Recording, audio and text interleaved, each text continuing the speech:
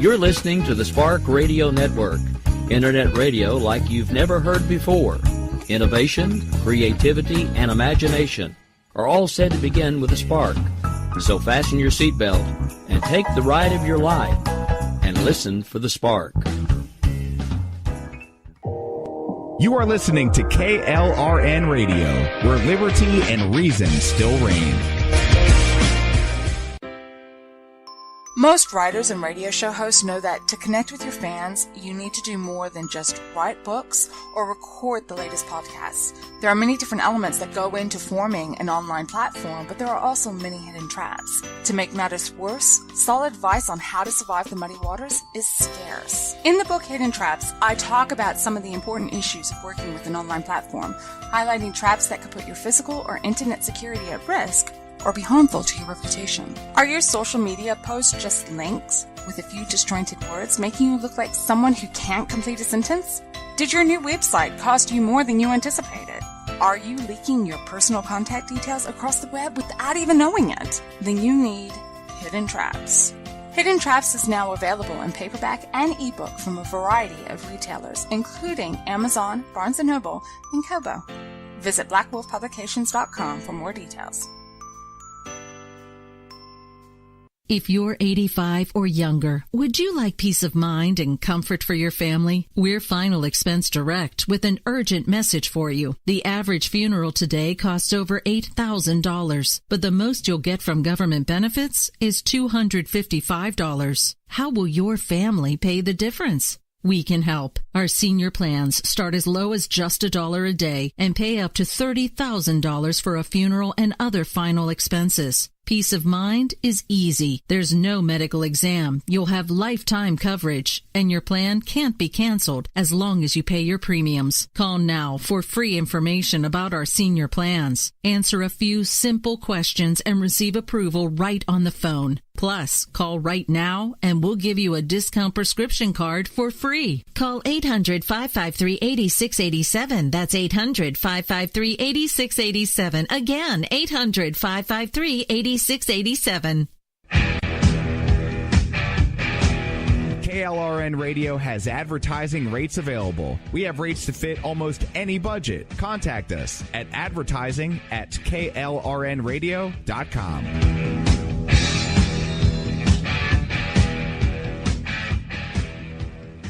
Everyone loves liberty. Our rights come from God, not the government. So why are you letting other people tell you what's best for your health care? Exercise your freedom with Liberty Health Share. Liberty Health Share is a community of people who voluntarily share one another's medical costs. Liberty Health Share is founded on the idea that most people truly want to help one another. Healthcare sharing allows members to do just that as a true community that supports one another in times of need. Liberty believes people should make decisions for themselves and their families. Members are able to take back the freedom to make their own decisions about their health care. Freedom from guilt or doubt about how your money is used. You have the freedom to direct your health care, not to be dictated to by bureaucrats. Stop letting others tell you what to do and join a community of like-minded people. Exercise your freedom. Join Liberty Health Share and take back the control of your health care while helping those around you. Call Liberty at 855-58-LIBERTY. Again, that's 855-58-LIBERTY for more information, or you can check them out at libertyhealthshare.org. Again, that's libertyhealthshare.org.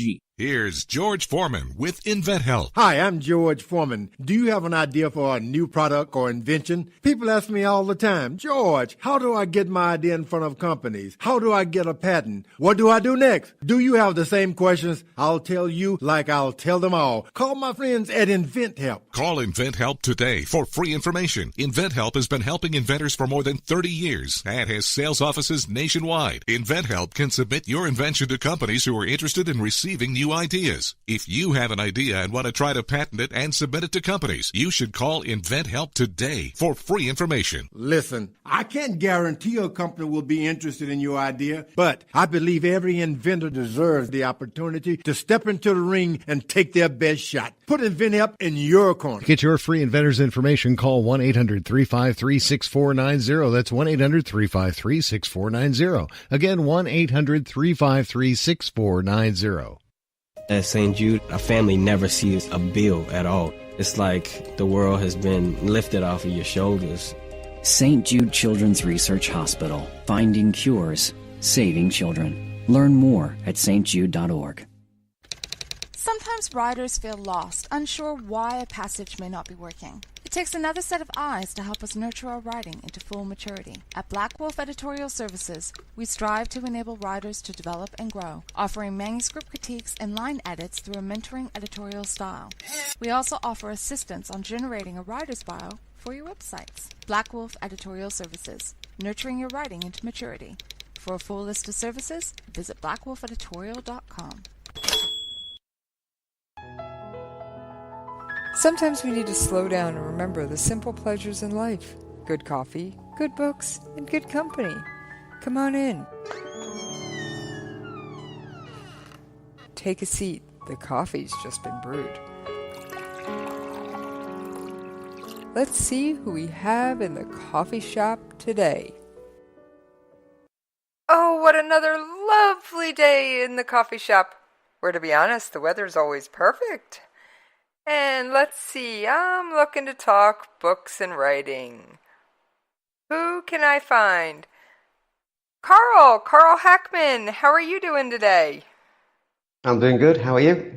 I'm great, and I see you've got your book, Gerald and the Amulet of Zonrach on the table, and it's got your name on the cover.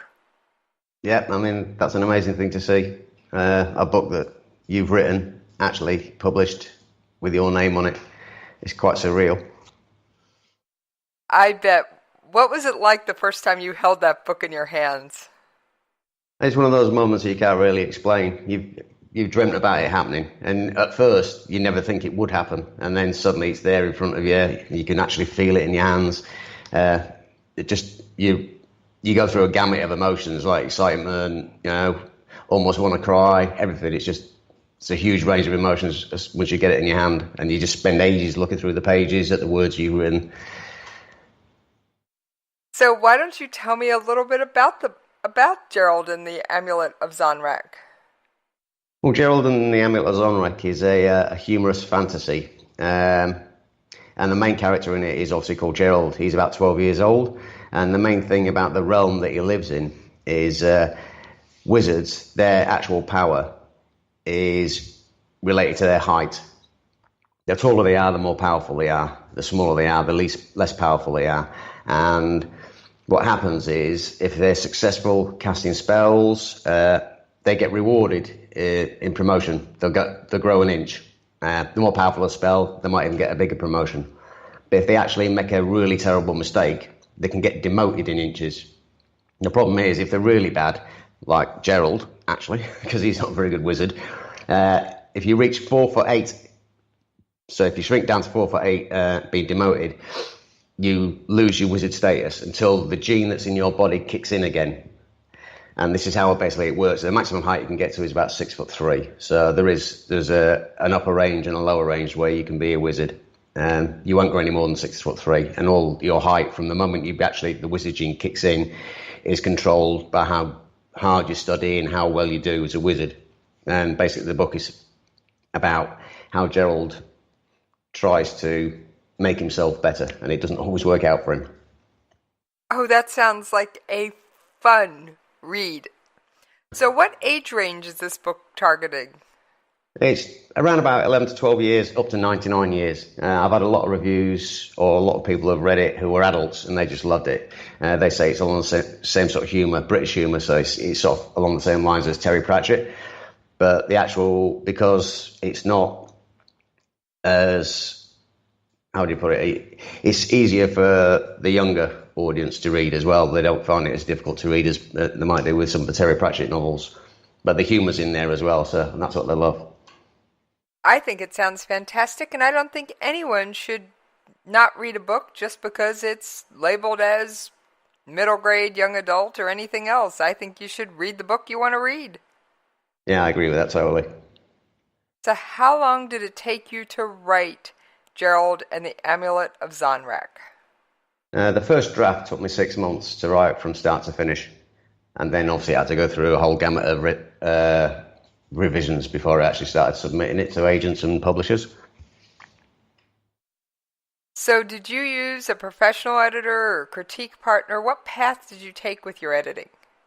Well, I actually went through it over and over again until I felt I polished it as much as I could. And I had a couple of beta readers then I submitted it myself. Once it took 3 years before a publisher turned around and said, yes, we want to publish your book. And from that point on, there was a professional editor assigned to the book, and then it went through another 4 or 5 rounds of editing before it actually reached the stage where they were happy to print it. So it took a long time to get your dream. Now, is this your first book, or do you have other books out there? I've got another one that's with a publisher at the moment called Jaguar, and it's totally different from this. I'm 3/4 of the way through the second in this series to Gerald and the Amulet of Zonrach, and that will be published in May next year.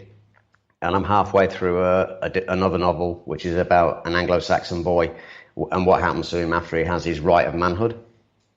I mean, basically, there's one published, one with a publisher, one 3/4 of the way through, and one halfway through. So you must spend a lot of time at your keyboard. Yeah, basically, I'm a full-time writer now. That's what I do for a living. Well, I think it's fantastic. So was that your dream? Was that your goal when you started writing, was to become a full-time writer? Yeah. Oh, that's the one thing I really wanted to do once I left the service. Well, as I said off-air, thank you for your service. Although I know the rules are different in the UK than they are in the US, I still think servicemen and women need thanks. Yeah, so do I. So, what advice would you give to that writer who's out there saying, no one will ever publish my book? I'd just say, don't give up. You know, if you've got a path that you really want to follow, just go for it. And the other thing is, while you're actually submitting your novel around to agents or publishers and editors, don't just sit there and focus on that, because you just end up like freaking out all the time, waiting for rejection letters to come back or things to happen. What you should do straight away, as soon as you start submitting it, is to start on your next novel and actually be a writer. That's part of being a writer, where you finish one book, you send it out, and then you start work on the next. And don't give up on your dream.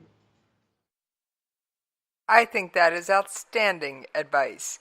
So do you ever face the dreaded writer's block? Not so much, no. It's not. To me, I don't see it as a block so much. I think sometimes you may find a scene hard, or the progression hard, to the next part that you want to transfer to. But I usually find something else to do. If that sort of happens to me, I get up, go for a walk, or nip down the store. I always find something to take my mind away from the writing, and when I sit back down again, there's normally something pops into my head while I'm out doing something else. That's the time when ideas suddenly jump into your head, when you're actually doing something else, funny enough. You know, you're about the 10th writer that's told me they get their best ideas when they're in the shower, asleep, out at the grocery store, playing with their kids, etc. So there must Gerald be and the something to Zonrach, that. the idea for it, or the actual specific idea, especially about the hype promotion and everything, came while I was in the shower.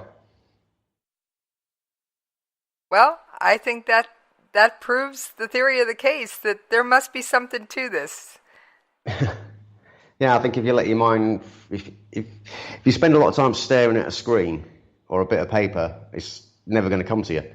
If the best ideas come into your head while you're doing something else normally, if you're not actually 100% just staring at a screen. So do you have a set schedule, like you get up at, a certain time every day and you start writing by a certain time? Do you have a routine, or do you kind of relax and take care of your day and then get around to writing? I'm always up early in the morning anyway, because I've got to sort the dogs out. And once that's done, I'll have a cup of coffee, have a wash and a shower, and then I don't have a specific set time where I sit down and start to write. When I'm feeling comfortable, I'll sit down and write. I do try to get at least 1,000 words a day in. And that's normally when I'm feeling the most relaxed. So I just sit down and I just read the last chapter that I've written, and then I carry on from there. So my brain's back into the story again before I start typing. Well, I think that's also fantastic advice. So you are traditionally published, so how much input did you have on the cover? Actually, I spoke to the artist quite a bit while he was doing the painting, because he actually did a 5 foot by 4 foot painting, so it wasn't done on the computer. So he did this massive painting, and we did speak a lot about what sort of thing I wanted on the cover. I think it's great because I think every author should be proud of the cover of their book. Oh yeah, I mean, especially your debut novel. It's something you never believe is going to happen, and then there it is in front of you. That is one of those memories and dreams you will have forever. So what happened to that 5'4" painting? It's still in the US at the moment. I'm going to try and get my hands on it.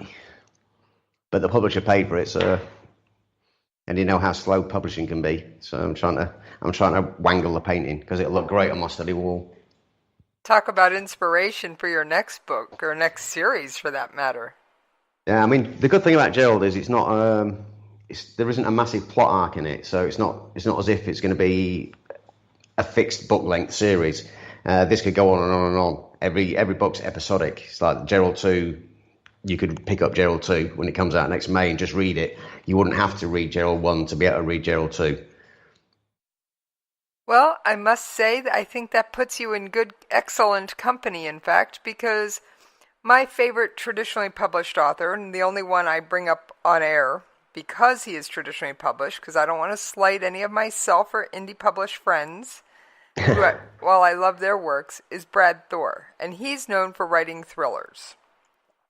Yeah, I've seen a few. There's quite a few of his books in the bookstore that we've got here. There's like a little old bookstore in Sasua. It's all for expats and and people who want to read a book on the beach. There's no real bookstores in the DR as such. Same with libraries. So this is just a tiny little bookstore, and I go down there and write quite a bit. And there's quite a lot of Brad Thor in there. I haven't actually read him myself, so I may have to pick up one of his books.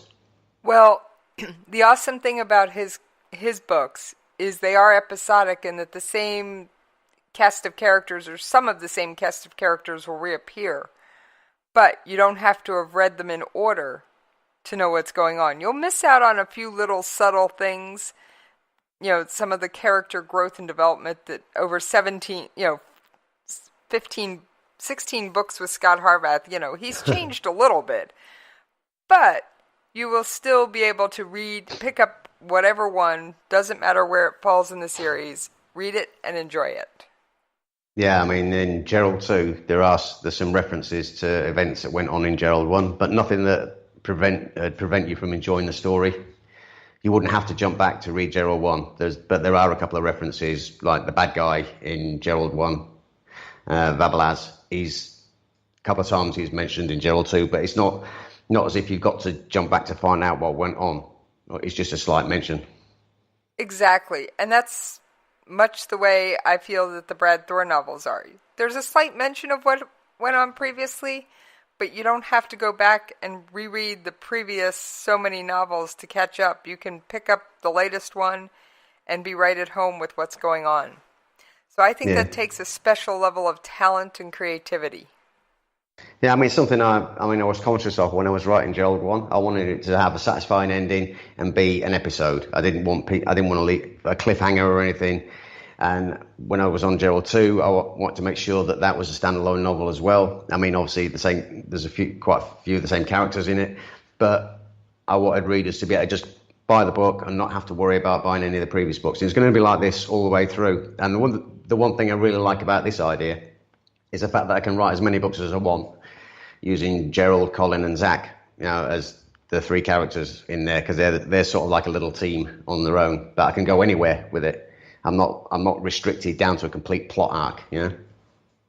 Well, that sounds fantastic. So, are you a plotter? In other words, you sit down and you work out this tedious outline.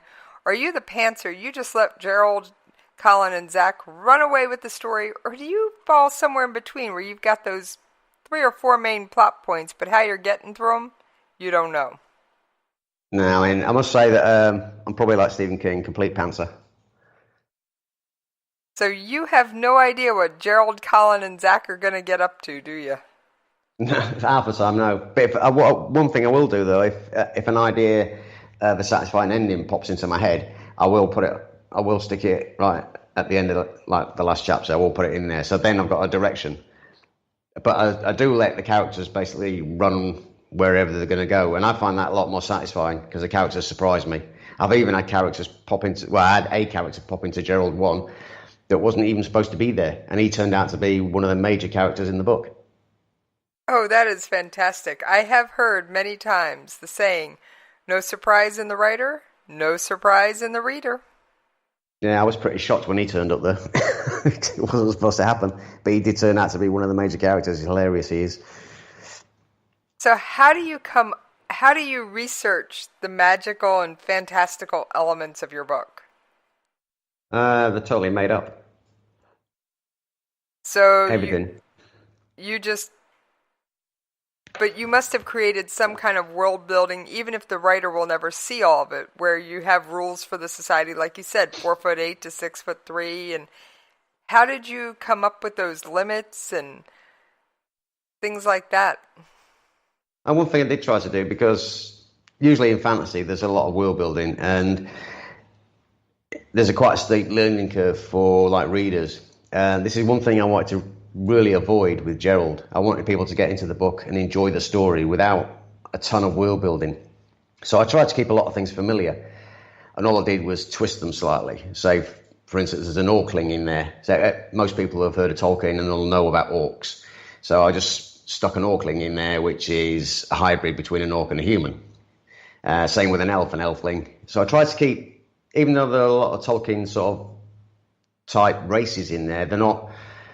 You just find the odd one pops up now and again, and I put a little twist in there, but not too much, so people will relate to it. And the world building itself, there wasn't too much. There was still sort of medieval sort of things going on, but there was nothing in there that had to really define so that the reader has a steep learning curve. You can basically just jump into the book and you're in there. There's nothing really, really strange goes on. I like to try and keep as much familiar in there as possible. Okay, that sounds like a solid method. Now, this world that Gerald, Colin, and Zach live in, have you mapped it out? Do you know where all the cities and the rivers and the forests and all that is? Yeah, I did draw myself a map just so I had an idea. I mean, that was mainly for, I know where the cities are and everything like this. And one of the things was, the main reason I actually just drew it out for myself is so that I could actually get in my head distance. So I could see, right, in my head, I know a horse will probably take you maybe 30 miles a day if you're pushing it. So I know it's going to take X amount of days to reach this village from a different village. And that's the main reason I did that. There's a set of mountains, a few sets of mountains, there's forests, rivers, and all this. And I know where the villages are in relation to each other. And that way I know how long it's going to take to travel between them, depending on the terrain as well. That's mainly the reason that I'd done that. It wasn't so much as a world building thing. It was more for me in my own head, so I didn't get lost, or it didn't seem unrealistic while they were on their travels. Well, I think that's actually part of researching even a fantastical world, is that you include, you can't suddenly have a horse travel 80 miles in a day. It's just not going to happen. No. Unless that horse is magic, but... Yes, I mean, yeah. Or you've got a dragon. Well, a dragon's a whole other creature. Yeah. There's a couple of those in Gerald 1 as well. All right. How do you research a dragon? I made it up. I did a sort of research. I had an idea in my head how the size I wanted it to be when it hatched from the egg. And just what happens in the book, Gerald... If you read the book, you'll find out that Gerald takes shortcuts to everything, and he likes to buy flashy gear. This is how he ends up with the amulet, and this is how he ends up with Zach. So he likes to take shortcuts. This is how he actually created the main event, which kicked off Gerald in the first place, the book. He caused something cataclysmic just by taking shortcuts. So this is the sort of guy he is. But he's also the sort of person who doesn't do anything for himself. If he uses magic, normally he wants to do it to help somebody else or to beautify something. He never actually does anything for himself. He's not a selfish little guy, but he does take shortcuts and make a lot of mistakes. And the dragon, actually, all it was, I had an idea in my head once when it hatched, it'd be a certain size, like an Irish wolfhound when it was hatched. This is what I had in my head. And then from there, Obviously, Gerald takes shortcuts to try and make him grow, but there's certain things about the dragon. It can't breathe it can't breathe fire until it's a certain size.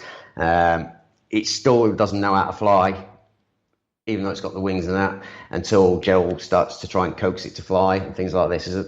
So, I mean, it sort of rolls along, but it's not something you've got to do a lot of research about. You've just got to have it in your head where you want it to go. And there is one chapter, I think it's about chapter 17, where he meets this guy who's going to train him to do something, who actually talks about where dragons came from and how dragons, wizards, and Mother Earth all relate to each other. And there's a whole section in there which, even though it seems a bit of world building or background, it's quite an interesting thing. They just sat around a campfire chatting. That's how I did it. And I'm really pretty pleased with that chapter as well. Well, that's great. Now, they say editing is slaying your darlings. Oh, God, yeah. Oh, yeah. What is that one scene or that one chapter that you had to take out, but you loved it? You really didn't want to take it out, but you had no choice. Yeah, it's exactly what I had to do as well, funny enough, because the idea was the book was supposed to be aimed at a middle grade, even though it actually is still quite long for a middle grade novel. But I didn't want it to be specifically middle grade. I wanted it to be all age ranges. And it started out at something like 88,000 words. But I got it down to 77 because somebody said, there's no way an agent or an editor is going to pick that up if you send it in as an upper MG at that length, even though it's fantasy. So you're going to have to cut some stuff out. And I was, oh, God. So I got it to 77. I thought, right, this will do. And I sent it off. And it took a while, but a publisher come back and said, yeah, well, we really, we'd like to publish a book, but it's got to be down at 55,000 words. And I was, oh, no, I can't take 20,000 words out of this, what's left. So what I did was I went through and I cut this whole piece out of the book and I got it down to 67,500 words. And I thought, that's it, I can't cut any more. And actually, it did get published at that length, so I was really surprised. But one of the things I had to do was I had to cut out a whole scene where Gerald was about to do the final part. This is the do or die bit. And so he went back to visit his family before he went. And there's a massive scene in there where he takes a dragon with him. He takes his friend Zach, and they both go and visit his family in this rundown old cottage. And it's a big scene. And I wanted that in there just to show a bit about, Gerald's family in the background, because they're non-wizards. He's the only one in the whole of the family with this wizarding gene. And I really wanted to keep that one in there because it does actually show a lot about how they regard him. And when he turns up on his dragon and explains everything he's been through and how well he's doing, then they'll look at him in a different light. But I had to cut the whole thing out. Well, I hope you didn't delete those precious words. No, they're still in one of the drafts. Well, that's good, because while I'm not a writer, I do think words are precious because I am, for all intents and purposes, a voracious reader. I'll read anything if it sits in front of me long enough. That includes the cereal box. Yeah, I've got a habit of doing that as well. If there's words in front of me, I'll start reading them. Unfortunately, or fortunately, take your pick, I am blessed with a reading speed where I can get through a couple hundred novels a year. Yeah, I mean, I read quite quick. I don't skim read, I actually do read quite quick, and I'll get through more than a book a week.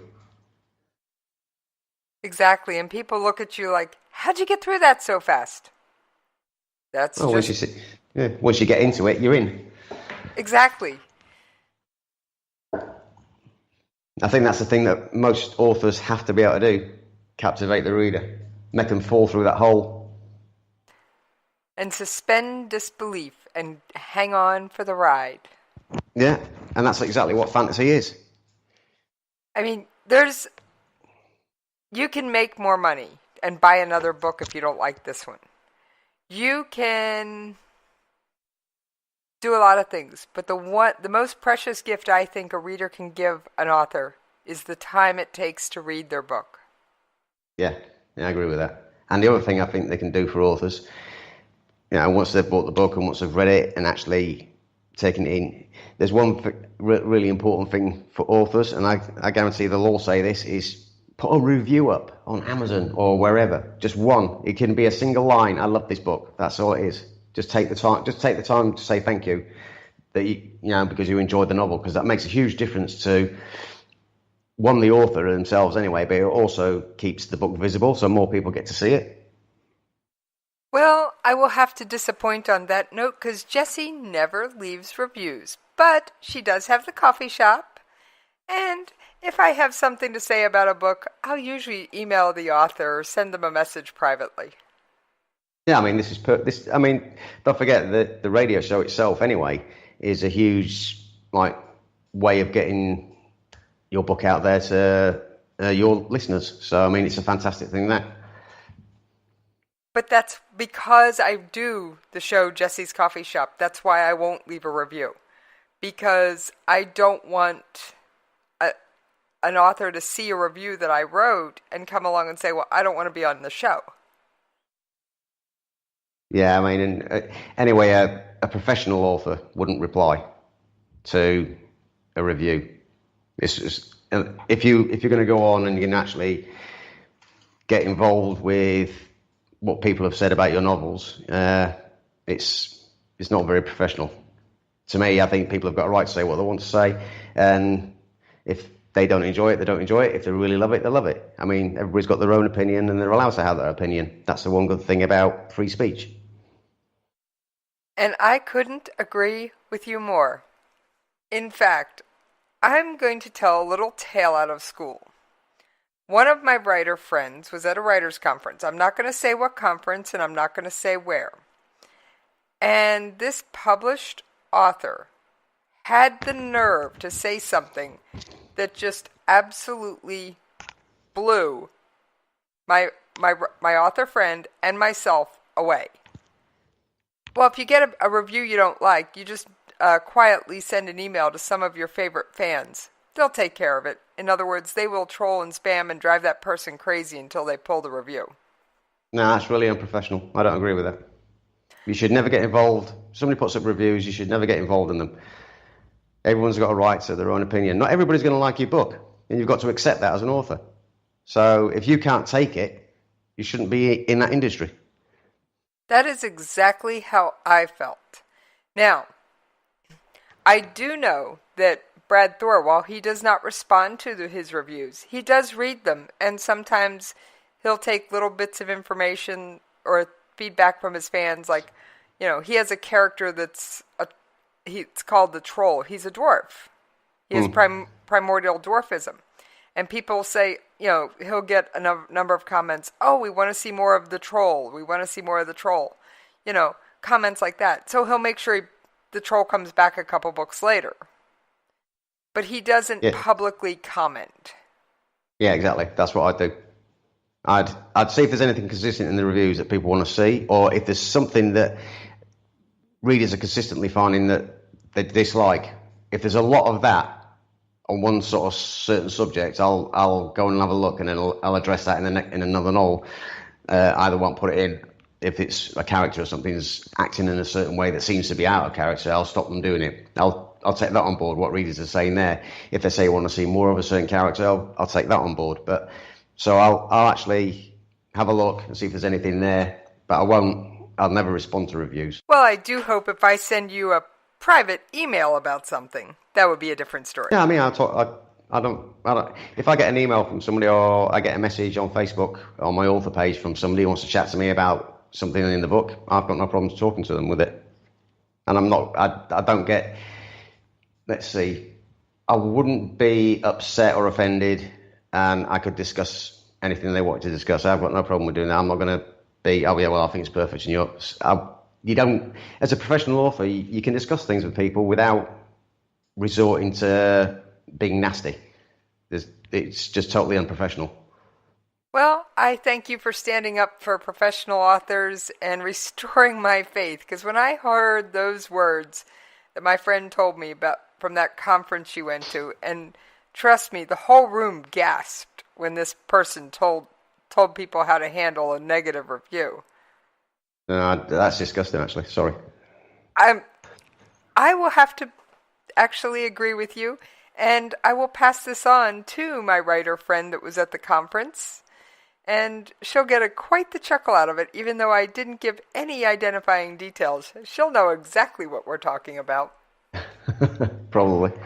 But no, any professional author should respect what their readers say. Not everybody's going to like your book, and that's the facts of life, so you've got to accept it. Now, I have a particular, I get a little grumpy. Calling yourself an aspiring author means you are a writer who is aspiring to be published, in my mind. But calling yourself an aspiring writer, I'm sorry, you either are writing or you're not. Yes. As soon as you put pen to paper, you're a writer. Like I said, not trying to bring up the politics of writing versus authorship, but it's just, you seem to have a very good grasp on these concepts. Yeah, it does. And anybody who's written a novel as well, to me, that is like a massive achievement. And whichever path they want to take to publishing is up to those. So nobody should knock anybody else for self-publishing, and nobody should knock anybody else for just pursuing traditional publishing if that's the route they want to take. But in anybody's book, actually completing a whole novel is an outstanding achievement. I happen to agree with you. Now, what made you choose the traditional publishing path? I'm not really sure. I think I wanted the validation, because even though I was in the service for a long time, you still got this little insecurity, and you still like to have what you've done validated.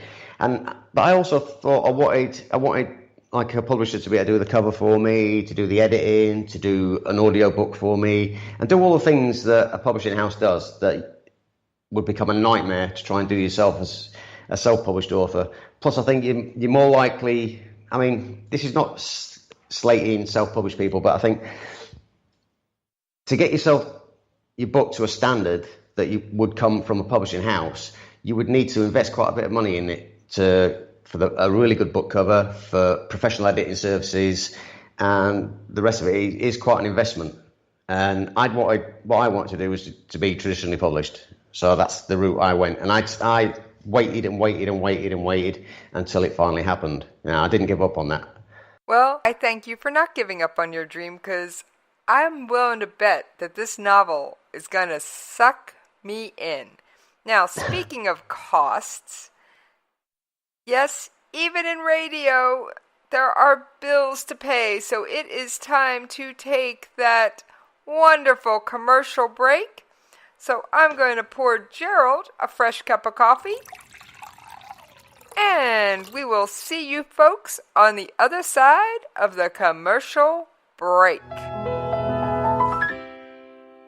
Most writers and radio show hosts know that to connect with your fans, you need to do more than just write books or record the latest podcasts. There are many different elements that go into forming an online platform, but there are also many hidden traps. To make matters worse, solid advice on how to survive the muddy waters is scarce. In the book Hidden Traps, I talk about some of the important issues of working with an online platform, highlighting traps that could put your physical or internet security at risk, or be harmful to your reputation. Are your social media posts just links with a few disjointed words, making you look like someone who can't complete a sentence? Did your new website cost you more than you anticipated? Are you leaking your personal contact details across the web without even knowing it? Then you need Hidden Traps. Hidden Traps is now available in paperback and ebook from a variety of retailers, including Amazon, Barnes & Noble, and Kobo. Visit blackwolfpublications.com for more details. If you're 85 or younger, would you like peace of mind and comfort for your family? We're Final Expense Direct with an urgent message for you. The average funeral today costs over $8,000, but the most you'll get from government benefits is $255. How will your family pay the difference? We can help. Our senior plans start as low as just $1 a day and pay up to $30,000 for a funeral and other final expenses. Peace of mind is easy. There's no medical exam. You'll have lifetime coverage, and your plan can't be canceled as long as you pay your premiums. Call now for free information about our senior plans. Answer a few simple questions and receive approval right on the phone. Plus, call right now and we'll give you a discount prescription card for free. Call 800-553-8687. That's 800-553-8687. Again, 800-553-8687. KLRN Radio has advertising rates available. We have rates to fit almost any budget. Contact us at advertising@klrnradio.com.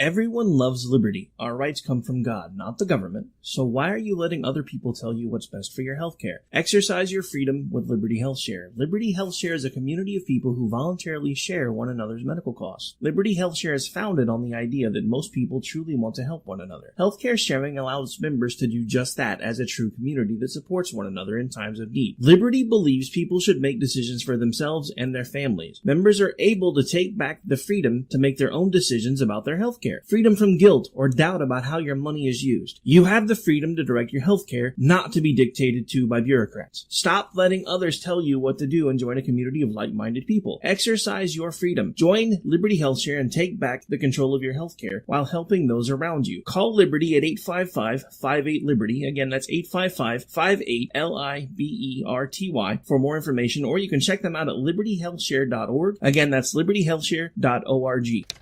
Sometimes writers feel lost, unsure why a passage may not be working. It takes another set of eyes to help us nurture our writing into full maturity. At Black Wolf Editorial Services, we strive to enable writers to develop and grow, offering manuscript critiques and line edits through a mentoring editorial style.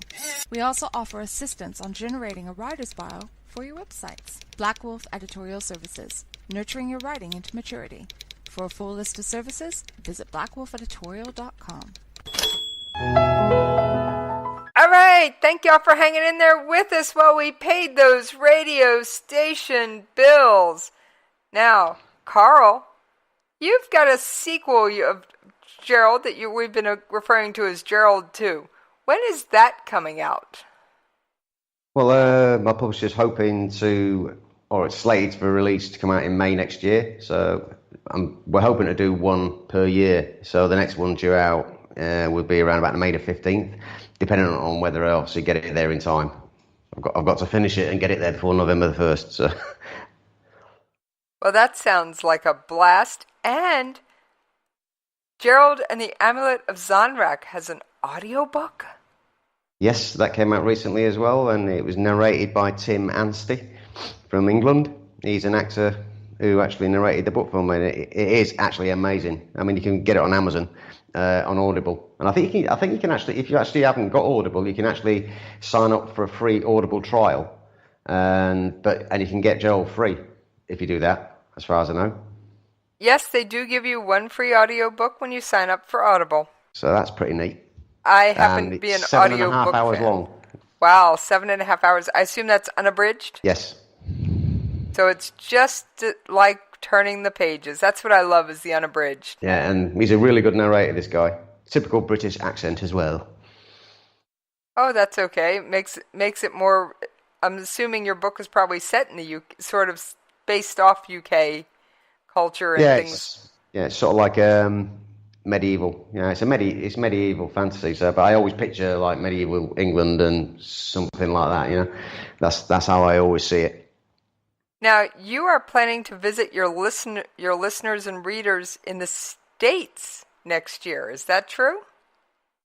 Yes, we're hoping to do a 3-month book tour up the east coast of the US next year, which will coincide with the release of Gerald and the Three Princesses. So we're hoping to hit about 14 states like Florida, Georgia, South Carolina, North Carolina, Virginia, Maryland, Delaware, New Jersey, New York, Connecticut, maybe Rhode Island, Massachusetts, New Hampshire, and Maine. So we're hoping to go all the way up the east coast of the US. That's quite the trip. We think it's going to take around about 3 months for us to do the whole tour. 3 to 4 months, yeah, that sounds about right. Because especially if you're, depending on whether you're driving or flying between states, it can take a bit. Although the I East think Coast... we're going to drive all the way up just to enjoy the journey, if you know what I mean. Oh, road trips are a blast. That's the one. But what I want to do as well, I don't know if it'll be possible at the moment. We're still trying to sort out the itinerary for it, because we was talking about hitting all the Barnes and Nobles on the way up in the large towns and cities. But I'd love to be able to get away from the main routes and go to some of the smaller bookstores as well, and and visit them. I find they're not as corporate. They're more, I'm more comfortable with the small places. Well, I'm willing to bet that there's a few booksellers that listen to this show, so if they need your contact information, they can always hit me up, and your social media information, as always, will be at the end of the episode. But I think that'll be sounds like a fantastic journey. It really does. I'm really looking forward to it. So how did you feel when you heard that your book was going to be turned into an audiobook? Oh, it was amazing. I mean, the publisher said once we got the book going and was going through the editing process, he actually said, we're going to audition an actor now to create an audiobook of Gerald. And I was like, oh my God. So now it's on Amazon Audible. And I was just amazed. It took a long time for him to do it as well. He didn't just sit for 7.5 hours and read it. He had to go through all of it, the whole book, how I wanted things pronounced, especially when it came to some of the names that are in there that are not so easy to pronounce. So we had to just do a lot of discussion on how he was to say each of the names or each of the villages and things like this. Well, I'm glad to hear that your publisher and even your audiobook artist worked with you so that it is truly your vision that is brought to life. Because I feel that's a fear that many people don't have when they think traditional. Oh, well, the book's out of my hands. I have no more control over it. But that's not always the case. No, it's not always the case. I mean, I think you can be as involved as you want to, but at the end of the day, because it is traditionally published, they get the last say. So if you disagree with something and they decide, yeah, well, that's what we want to go with, that's what they go with. But I mean, with my publisher, I got a lot of input, and I discussed all aspects with the artist who did the cover and the actor who did the audiobook. And it was really a hands-on experience for me as well, which is totally different. I've never experienced anything like that before, so it was amazing. And who is your publisher? It's Immortal Works. They're based in Utah. Sounds like a wonderful publisher, because they do want the artist's input. Yeah, I mean, they're hands-on as well. I mean, they really are. I talk to the publisher quite often, and I talk to the editor obviously a lot. But it wasn't just like the manuscript was sent to me with a lot of edits in it that I had to go through. We actually did chat about, how I wanted the book to go and what sort of tone I wanted it to have as well. So the editor knew then what I meant by certain parts, and maybe helped me sort of clarify something that they thought was a bit fuzzy or something, but also allowed me to keep my voice and the tone within it. So, I mean, it was an excellent experience working with these guys. So what's the one piece of advice you would give to someone who's, other than don't give up, to someone who's now who's got that traditional publishing contract, who's just going, I feel like I just jumped off a cliff? Enjoy the ride down, because it's fun. Just enjoy yourself. Once they accept it, and that's when the work begins, really, more than anything. But just enjoy it and keep working on your next book as well. Don't just stop and wait for the things to come back from the publisher for you to do. Actually start work on the next one. Always keep working on another novel, always. But just really enjoy the experience as well. So when you got that book in your hands, is that when you knew it was real? Yes and no, which is a strange thing to say, really. Because it's still, even now, and I'm 3/4 of the way through the next in the series, and I know that's coming out in May next year. Sometimes I still can't believe that I'm a published author. It's just, sometimes it just feels surreal. And then something else happens, like the audiobook comes out and you listen to your words being read by an actor, and it's just like, it still doesn't sink in that you've actually achieved one dream that you've always had. And I don't know if it ever will.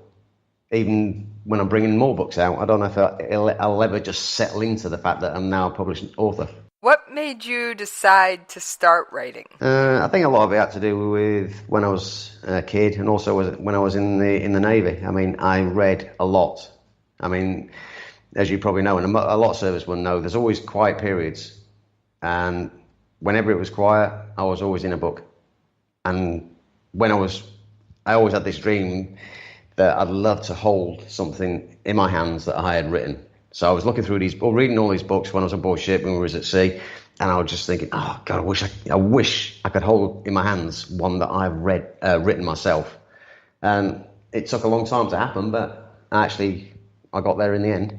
I think that's great. And to quote one of my favorite people, I guess you just have to stay in the fight. Yeah.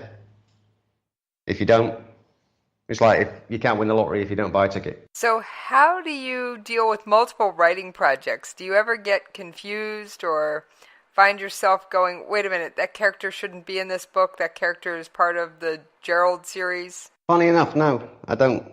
It doesn't confuse me. I can go from one to the other. It's like when I was writing Gerald 2, and I had to did some more edits on Jaguar before I actually sent it off to Curiosity Quills, which is the publisher that I've submitted Jaguar to now. And when I jumped back into Gerald again, it was as if I'd never been away. I don't seem to have a problem jumping between any of the works that I'm working, projects that I'm working on at the time. Now, you mentioned you did a lot of your own editing. Did you take time away from that manuscript and work on something else just to give yourself that little bit of space and distance? Yeah, whenever I finish one, I always either start another one or start editing one that I've already written. And then I leave that for a few weeks and then come back to it. And one thing that I find a lot easier is if you go away for a couple of weeks, once you've finished the first draft, print it out and then start working on edits from paper using a pen. You'll catch a lot more than you will do staring at a screen. Ah, so the screen plays tricks on the eyes. It does after a while. You feel a lot more comfortable editing reading from paper, I've found. That's just personal for me. I don't know if other people will be the same, but personally for me, I find it a lot better to read from actual pages if I'm going into the editing process. Well, I think that is excellent advice. So what's one little thing you could tell us about Gerald that we haven't already discovered that won't spoil the plot? Some little character trait or some little thing? Does he have a favorite treat or a favorite hobby that the reader that doesn't maybe show up in your books, but that's background information that you know? Well, I mean, there's a lot of little things about him that you find out during it. He's always got this thing about his height because powerful wizards are always tall wizards in his realm in Wyvern. So he's always got this thing where he's about height. So he actually wears like lifts in his shoes. He buys a pair of as well in the book. You find out really early on. He goes to this little market and he buys a pair of boots. Yeah, but they've got like a little bit extra in the side to make him look that bit taller. So he's always got this little thing about his height. The one thing that, I mean, it is sort of background about him is he doesn't want to go back and do what his father does. His dream has always been to be a great wizard, and he definitely doesn't want to do what his dad does. And his father actually deals with equine fertilizer. So he goes from village to village, going around stables, picking up horse poop, and then sells them to the king's stables, to the kings for fertilizer. I can see why he may not want to get into the family business, as it were. Yes, it's a bit of a smelly occupation. Yeah. His father got the royal, in the UK they got this by royal appointment. There's these companies in the UK that actually supply like the palace with whatever goods, like marmalade, tea, or anything like that. But they always have this thing on there that is like as a crest, and it says by royal appointment.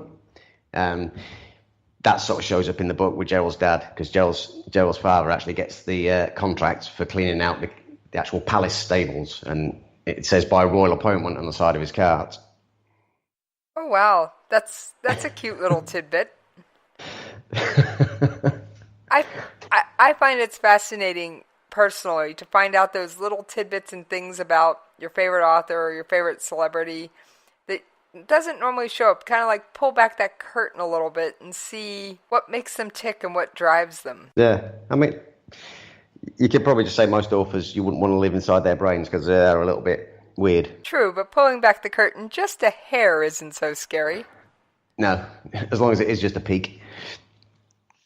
Trust me, I've interviewed quite a number of authors and gotten quite a few peeks and sometimes even a little bit more inside their brains than is evident in the episodes, but yeah. I always find it to be a fun and enjoyable ride. So yeah, there's one brain I wouldn't like to see the inside of too far, and that's Stephen King's. Oh, I think that would be a fascinating ride. Oh, it'd scare the heck out of me. What goes through, I mean, reading some of his books, what goes through his brain on a daily basis must be scary sometimes. I think we all have those moments where we can be a little bit scary inside. Yeah, I suppose some of the things I put in some of the books. I mean, Jaguar itself as well, this is the other novel. It's not, I'm still waiting for an answer from that, it's on submission, but there's some bits in there that, not graphic so much as, but Jaguars do kill, so there's some bits in there that I had to try and get inside the Jaguar's head to recreate it almost, as realistic as possible. And there's certain things about how a Jaguar makes a kill that's different from other big cats as well that I had to try and get into the book so it's factually correct. So sometimes being inside your head isn't such a nice place to be all the time. So did you do a lot of research on jaguars for the book Jaguar? Yes, I did a lot.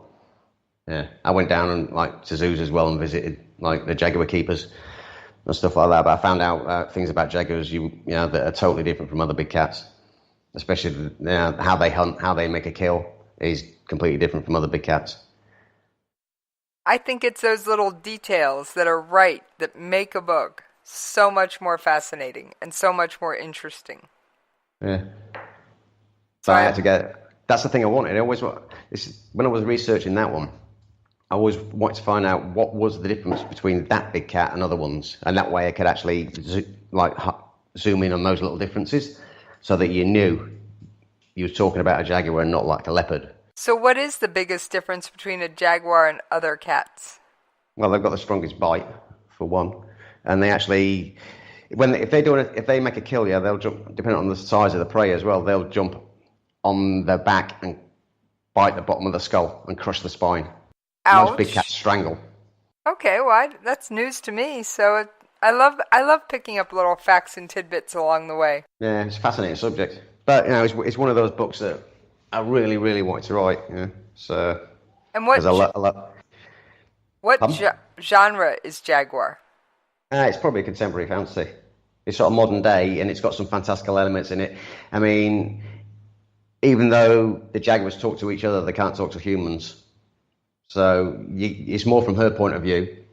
There are some humans in there as well, and they do make contact, but they can't talk to each other. But there is parts in it where she's speaking to her cubs and things like this. But it's mainly from her point of view, and I just loved it. I've always loved big cats anyway, but I love animals, and I try and help animals any way I can. And there was just something about this story as it was building in my head that I felt I had to write. I wanted to write. Well, I think that if there's a story trying to burst forth, a good writer will find a way to put it on paper. Yeah, well, it's complete now and it's submitted, so now I've just got to wait to see if I get a taker. Well, I hope that book does come out for you, and I hope you're back here on the coffee shop discussing 2 more books, Gerald 2 and Jaguar. That would be great. Yeah. I'm really looking forward to the tour next year as well, and the release of the next in the series. Well, as I give everybody the chance at the end of an episode of Jesse's Coffee Shop, why don't you give out your social media contact information? Okay, thank you. On Facebook, it's Carl Hackman Author, and Carl is spelt with a C, by the way, guys. On Twitter, it's Carl Hackman. Instagram, Carl Hackman Author, and my website is carlhackman.com. And for anybody trying to track me down, whether you're looking for more information about one of my authors or you want to be a guest in the coffee shop, you can find me on Twitter at Jessie's POV, and you can email me at the station, Jessie, Jessie, at KLRNradio.com. And you can always catch up with me on the website, jessiescoffeeshop.com. And on that note, I'm going to snatch Gerald and the Amulet of Zonrach off the table, pour myself a cup of coffee, and settle down with a great book. And I will see you folks next time in the coffee shop.